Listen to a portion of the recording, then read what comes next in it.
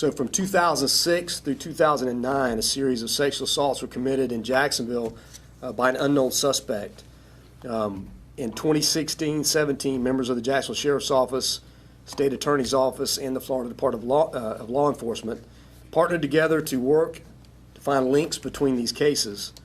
And this was all part of the Sexual Assault Kit Initiative, commonly referred to as the SAKI Project, that we received a grant for, us and the State Attorney's Office, from the Bureau of Justice Assistance back in 2015 and 2016. So with this series of sexual assaults, investigators were able to determine that each case involved a similar method of operation, as the suspect would generally meet the victims in social settings. He would quickly establish a rapport and subsequently place the victims at a significant disadvantage through isolation. And once in this position, the suspect would then confine the victims and sexually assault the victims. So although the suspect's identity was unknown, the cases had been linked by the DNA profile. An investigative lead was developed through a search of Florida's qualifying offender database, which contains DNA samples submitted by people convicted or arrested for felonies as well as certain misdemeanors.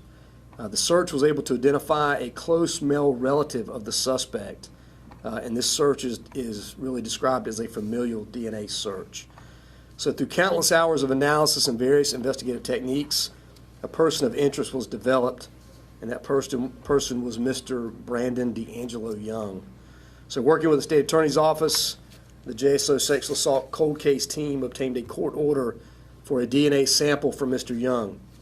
That sample matched the DNA profile of the suspect from the cases in 2006 through 2009.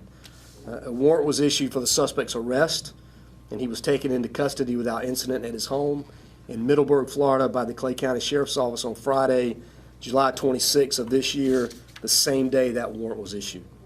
So subsequent to this ongoing investigative efforts, 3 additional arrest warrants were issued and served on Tuesday, August 3rd. And through this collaborative work, multiple agencies, again, a previously unknown sexual predator was taken off the street and now can be held accountable for his actions.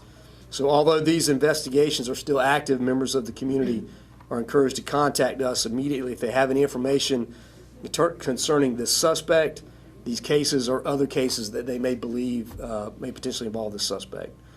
You may do that obviously by calling the non-emergency number at 630-0500.